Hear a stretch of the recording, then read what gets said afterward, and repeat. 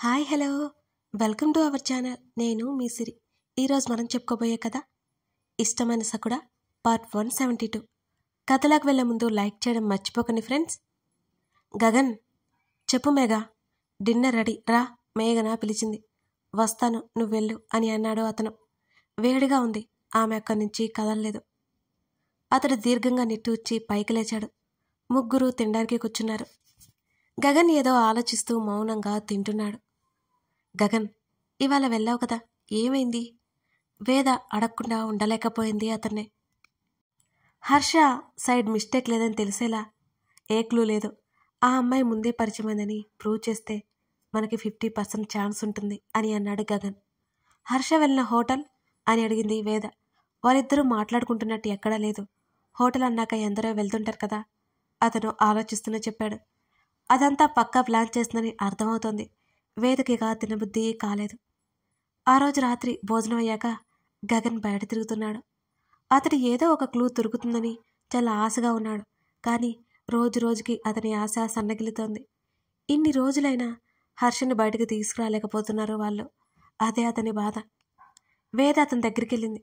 ఆమెను చూస్తుంటే ఆమె ముఖంలో బాధ స్పష్టమవుతోంది గగన్కి. ఇద్దరు అక్కడే బెంచ్ మీద కూర్చున్నారు. స్ట్రీట్ లైట్ నుంచి సన్నటి వెలుగు పడుతోంది.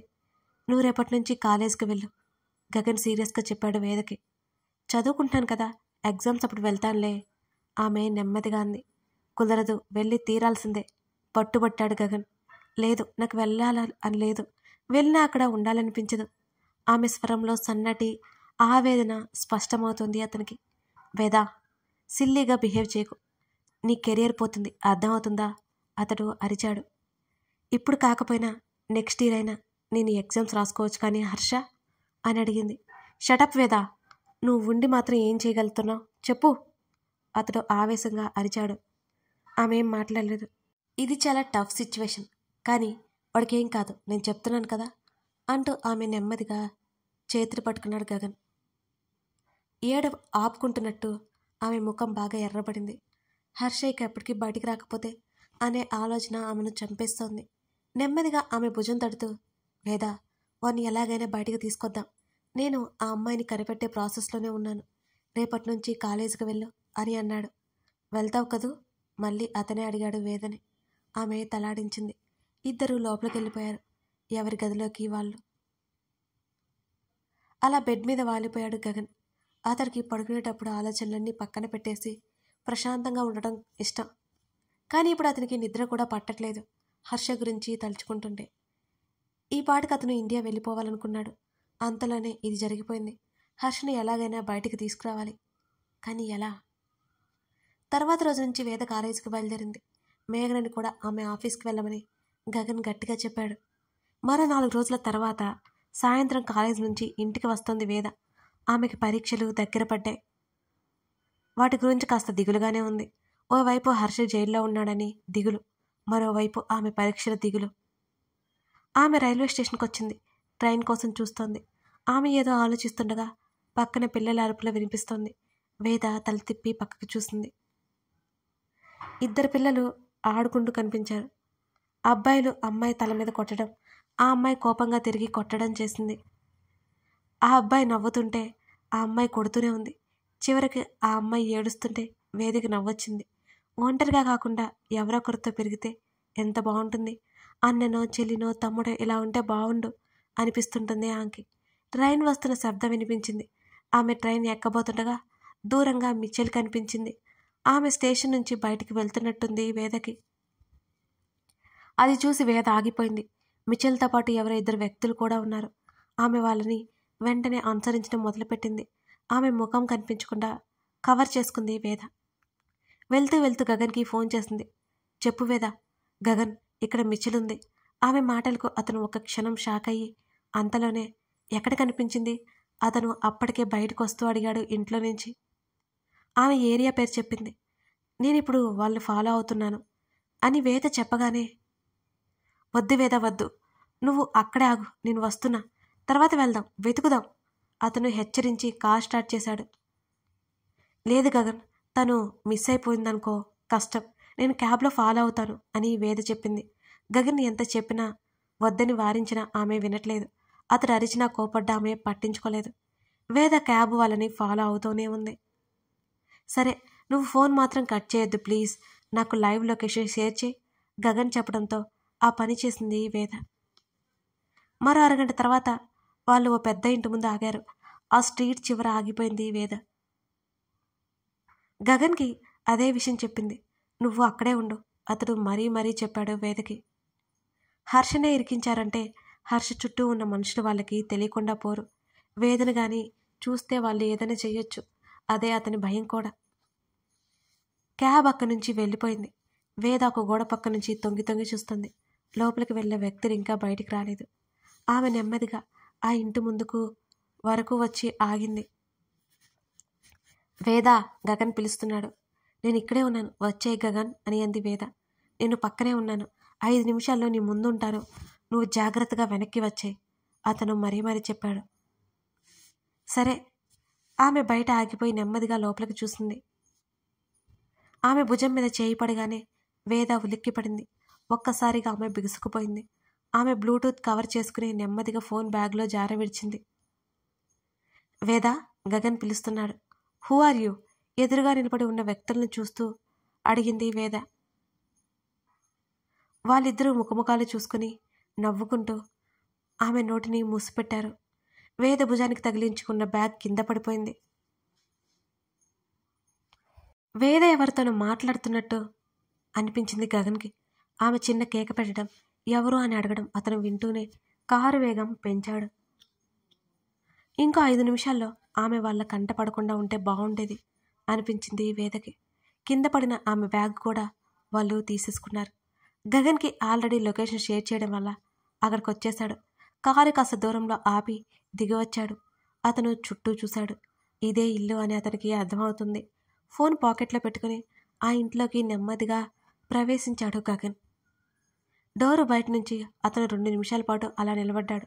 లోపల నుంచి మ్యూజిక్ వినబడుతోంది. సన్నగా అరుపులు కూడా వినిపిస్తున్నాయి. అతను డోర్ నెట్టాడు. అది శబ్దం చేయకుండానే తెరుచుకుంది. అతను మెల్లిగా లోపలికి ప్రవేశించి హాల్లో కనిపిస్తున్న దృశ్యం చూసి ముఖం చిట్లించాడు గగన్. మిచెల్తో పాటు ఇంకో అమ్మాయి, మరో 2 ఆమె వయసు మగవారు విచ్చలవిడిగా తాగుతూ డ్యాన్స్ చేస్తున్నారు. మెల్లిగా ఫోన్ తీసి వీడియో తీసుకున్నాడు. అతను డోర్ లాక్ చేసి చుట్టూ చూసి మ్యూజిక్ ఆపేశాడు. తాగుతూ ఉన్నవారు చుట్టూ గమనించే పరిస్థితుల్లో లేరు. మిచెల్ ఎవరినో హత్తుకుపోయి మరీ డ్యాన్స్ చేస్తుంది. ఆ సౌండ్ ఆగడంతో నలుగురు తిరిగి చూశారు. శరీరం మీద సరిగ్గా బట్టలు కూడా లేవు వాళ్ళకి. అలా ఆ పరిస్థితుల్లో డ్యాన్సులు చేస్తున్నారు వాళ్ళు. గగన్ ఏమాత్రం ఆలస్యం చేయకుండా వేగంగా ముందుకు వెళ్ళి టీపాయ్ మీద ఉన్న ఫ్లవర్ వేస్ తీసుకుని ఆ 2 యువకుల తల మీద గట్టిగా కొట్టేశాడు. అప్పటికే మద్యం మత్తులో ఉన్నవారు ఒకరు కింద పడితే మరొకరు సోఫాలో పడ్డారు. వాళ్ళు ఇంగ్లీష్లో ఏదో గగన్ని తిడుతున్నారు. మరింత ఆవేశం పొంగుకొచ్చింది. మరో 2 పీకాడు గగన్.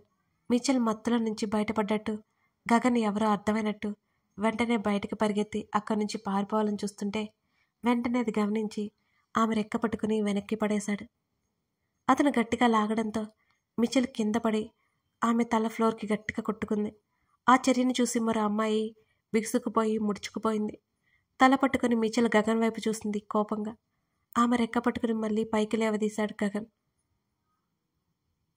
వేద ఎక్కడా? అతను గట్టిగా రెట్టిస్తుంటే ఐ డోంట్ నో. మిచెల్ చెంప మీద ఒక్కటివ్వగా ఆమె మళ్ళీ కింద పడింది. ఆవేశంగా అరుస్తూ మళ్ళీ అడిగాడు. పైన అని చెప్పింది. ఆ 2 వైపు ఒకసారి చూశాడు. వాళ్ళిద్దరూ తాగి మత్తులో అతను కొట్టిన దెబ్బలకి అడ్డంగా పడిపోయి ఉన్నారు. ఆ అమ్మాయి భయంగా చూస్తుంటే పదండి, ఆ అమ్మాయితో పాటు మిచెల్ని కూడా తీసుకొని మెట్లెక్కి పైకి నడిచాడు గగన్. వేద అరుపు వినిపించి ఒక్కసారిగా అతని రక్తం మరిగిపోయినట్టు అనిపింది. ఆ 2 అమ్మాయిల చేతులు ఏమాత్రం వదలకుండా తలుపు తీయమన్నట్టు సైగ చేశాడు. మిచెల్ పిలిచింది. తలుపు తెరవలేదైనా. గగన్ గట్టిగా డోర్ కొట్టాడు. డోర్ ఓపెన్ చేసిన శబ్దం. గగన్ ఒక క్షణం కూడా ఆలస్యం చేయకుండా మిచెల్ చేతులు పట్టుకుని ఆ గదిలోకి లాక్కెళ్ళి ఎదురుగా ఉన్న అతని ముఖం మీద కొట్టాడు. అది ఊహించిన అతను వెనక్కి పడిపోయాడు. ఆలస్యం చేయకుండా అతను లేవకుండా ఇష్టం వచ్చినట్లు గగన్ అతని ముఖం మీద కొడుతూనే ఉన్నాడు. అతను వేద కోసం చూశాడు. ఆ గది అంతా చిందరవందరగా ఉంది. తను రక్షించుకోవడానికి వేద అలా ప్రయత్నం చేసినట్టు ఆ గది చూపిస్తోంది. గగన్ కనిపించగానే ఆమెకి ప్రాణం లేచి వచ్చినట్లు అనిపించింది. ఆమె గగన్ని గట్టిగా పిలుస్తూ పరుగున అతని దగ్గరికి వచ్చి హత్తుకుపోయింది వేద. మిచెల్తో పాటు ఉన్న మరో అమ్మాయి పారిపోయింది. మిచెల్ చేతిని పట్టుకుని ముందుకు తోశాడు గగన్. వేద ఎంత భయపడుతుందో ఆమె ఏడుపులోనే అతనికి అర్థమవుతుంది. తను రావడం ఆలస్యమైతే వేద ఏమయ్యేదో తెలుస్తుంటే అసహనంగా గట్టిగా కళ్ళు మూసుకుని తెరిచాడు గగన్.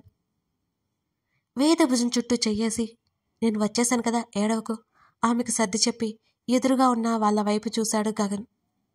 అతను చుట్టూ గమనించి చక్కగా టీపాయ్ తీసుకుని వేదను వదిలి మరి అతన్ని 4 దెబ్బలు వేసి అరుపులు రప్పించాడు. ఆ అరుపులకి మిచెల్ హడలిపోయింది. వేదన ఏం చేయబోయాడో అర్థమవుతుంటే గగన్కి ఆవేశం ఆగలేదు. అతని కోపాన్ని కంట్రోల్ చేసుకోలేకపోయాడు. అప్పటికే రక్తం కక్కుతున్న అతని శరీరాన్ని చూసి వేద కష్టంగా గగన్ని ఆపింది. పద, మిచెల్ని చూస్తూ అన్నాడు గగన్. ఎప్పుడూ హర్షతో పాటు ఉండే అతను చాలా సైలెంట్గా ఎవరిని పట్టించుకున్నట్టుగా ఉండడం చూసింది మిచెల్. ఈరోజు అతను రాక్షసుడిలా కనబడుతుంటే ఆమె వణికిపోయింది. మారు మాట్లాడకుండా గగన్ చెప్పినట్టు అతనితో పాటు కిందకు వచ్చింది మిచెల్. అతను కిందకు వెళ్ళేసరికి ఆ 2 వ్యక్తులు అలాగే తాగి పడిపోయి ఉన్నారు. గగన్ వేదకు నీళ్లు తాగించాడు. ఆమెను సోఫాలో కూర్చోబెట్టాడు. ఆమె బట్టలు చిరిగి ఉండటం అతను గమనించి తన జాకెట్ తీసి ఆమెకి ఇచ్చాడు. వేద తనను తాను సముదాయించుకుంటూ ధైర్యం చెప్పుకుంటూ అలాగే కూర్చుని ఉంది. మిచెల్ వణికిపోతూనే గగన్ ముందు నిలబడింది. అతను 2 క్షణాలు ఏం మాట్లాడకుండా సూటిగా చూశాడు ఆమె వైపు. కేసు వెనక్కి తీసుకుంటావా, లేకపోతే ఇక్కడే చంపేయమంటావా? అతడు సీరియస్గా అడిగాడు మిచెల్ని. తీసుకుంటాను. ఒక్క నిమిషం కూడా ఆలస్యం చేయకుండా చెప్పడం చూసి ఇద్దరు నిర్ఘంతపోయారు. అంటే వాళ్ళకి కేసు వేసిందని, వాళ్ళు కావాలని చేశారని గగన్కి వేదకి అర్థమైంది. తప్పు ఒప్పుకోవాలి, అర్థమవుతుందా? అక్కడికి వెళ్ళాక ఫ్లైట్ ఫిరాయించావో, వీళ్ళందరినీ చంపేసి నువ్వెక్కడున్నావో నిన్ను వెతుక్కుంటూ వచ్చి చంపేస్తాను, అతను గట్టిగా అరవడంతో ఉలిక్కి పడింది మిచెల్ వణికిపోతూ. ఆమె ముందు ఓ పెద్ద రాక్షసుడున్నట్టు ఆమె ఫీల్ అయింది. అసలు ఎందుకు నువ్వు హర్ష మీద కేసు వేశావు? వేద అడిగింది. ఆమెకి మిచెల్ని చంపాలనిపిస్తుంది. మిచెల్ మాట్లాడలేదు.